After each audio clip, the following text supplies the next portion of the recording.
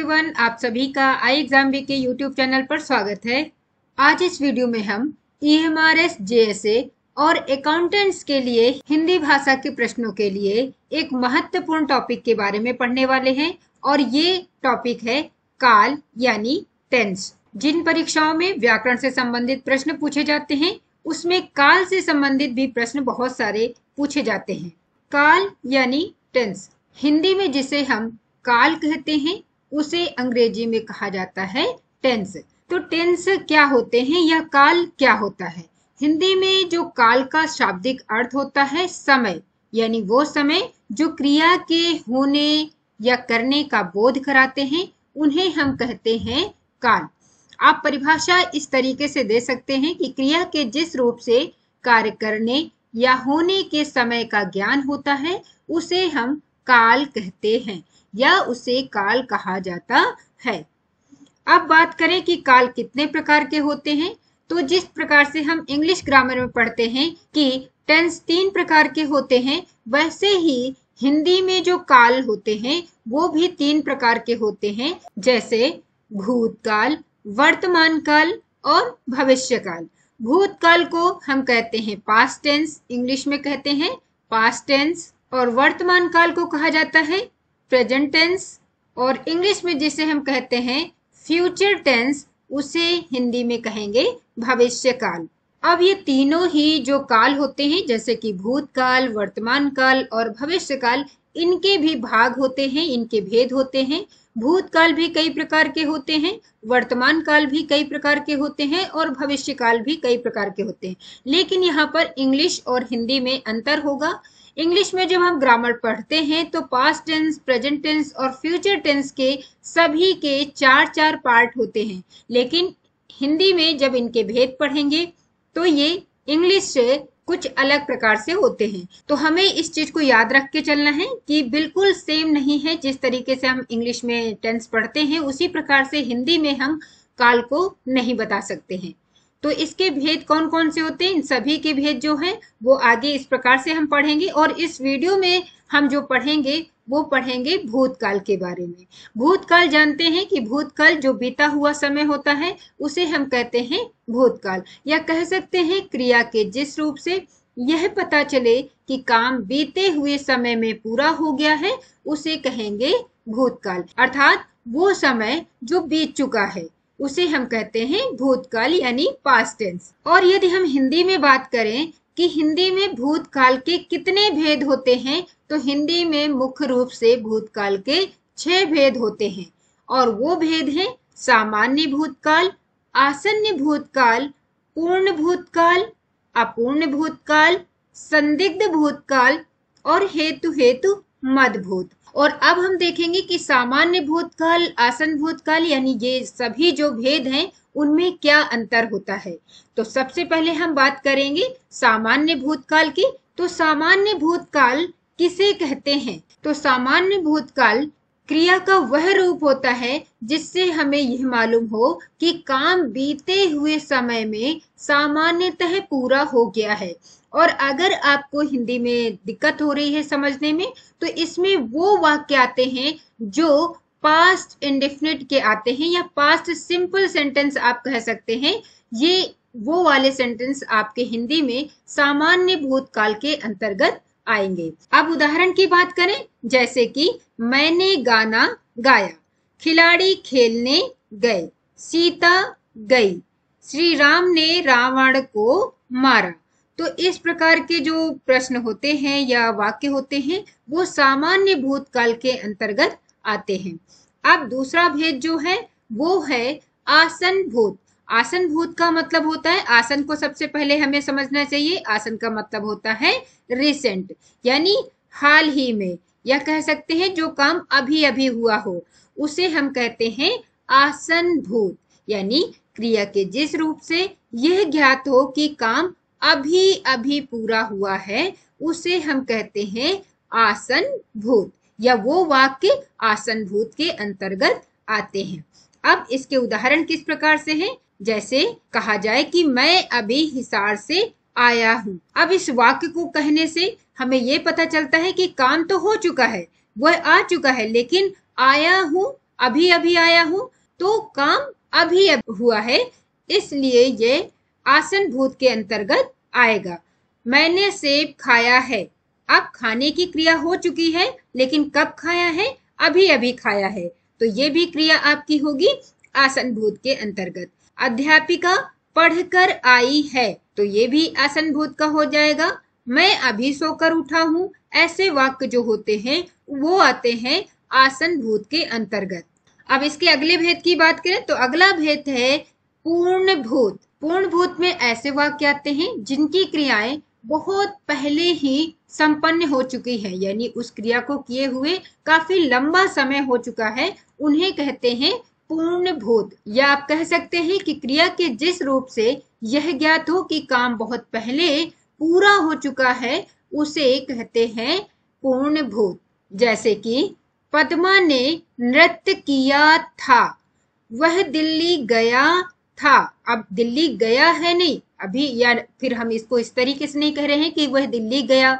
अगर वह दिल्ली गया तो ये आपका सामान्य भूत के अंतर्गत आ जाता, लेकिन इसमें कहा जा रहा है वह दिल्ली गया था, यानी बहुत पहले गया होगा, अभी नहीं, बहुत पहले की बात हो चुकी है, इसलिए यह वाक्य पूर्ण भूत के अंतर्गत आएगा। भारत 15 अगस्त 1947 को आजाद हुआ था। अंग्रेजों ने भारत पर राज किया था, उसने श्याम को मारा था, राधा ने गीत गाया था।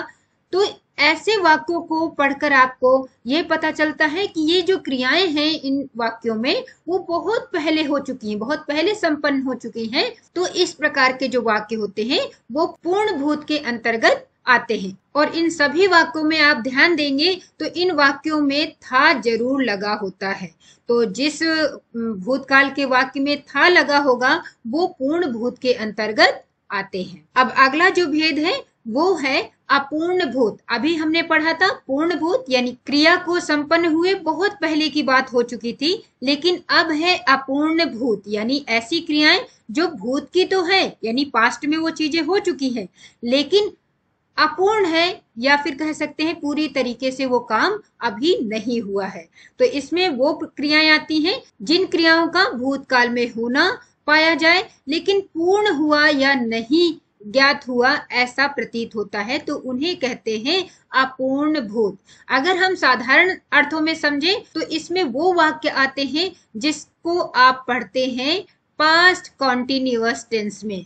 और पास्ट कॉन्टिन्यूअस टेंस में कैसे वाक्य आते हैं? जिसमें आपका रहा था, रही थी, रहे थे। अब जैसे इसके उदाहरण की बात करें, जैसे कि मोहन मैदान में घूम रहा था, वह हॉकी खेल रहा था, सुनील पढ़ रहा था, राहुल लिख रहा था, बच्चे खेल रहे थे, सुरेश गीत गा रहा था। तो ऐसे वाक्य आएंगे अपूर्ण भूत।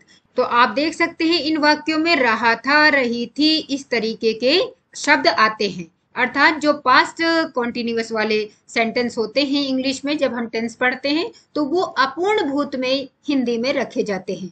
तो इससे भी आप ध्यान रख सकते हैं कि जहां रहा था, रही थे, इस तरीके के शब्द लगे होंगे तो उनको हमें करना है अपूर्ण भूत में। अब अगले भेद की बात करें तो अगला भेद है संदिग्ध भूत। संदिग्ध भूत में ऐसी क्रियाएं रखी जाती हैं जिनके होने का संशय हो, संदेह हो कि वो क्रियाएं भूतकाल में हुई भी हैं या नहीं हुई हैं। तो ऐसी क्रियाएं या ऐसी क्रियाओं वाले जो वाक्य होंगे वो आएंगे संदिग्ध भूत के अंतर्गत। आप कह सकते हैं कि क्रिया के जिस रूप से कार्य के भूतकाल में पूरा होने पर संदेह हो, डाउट हो या संशय हो, उन्हें हम रखते हैं संदिग्ध भूत के अंतर्गत। यही वो क्रियाएं संदिग्ध भूत के अंतर्गत रखी जाएंगी।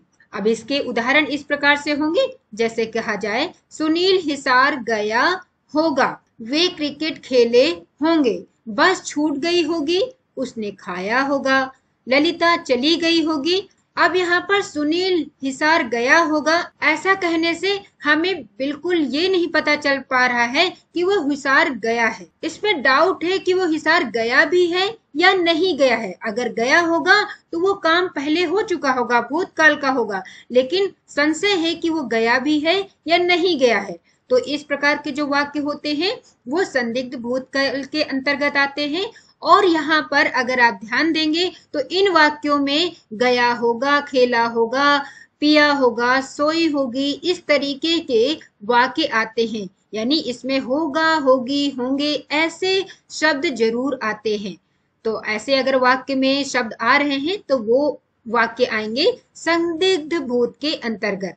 अब अगले भेद को देखें तो अगला भेद है हेतु हेतु मद भूत।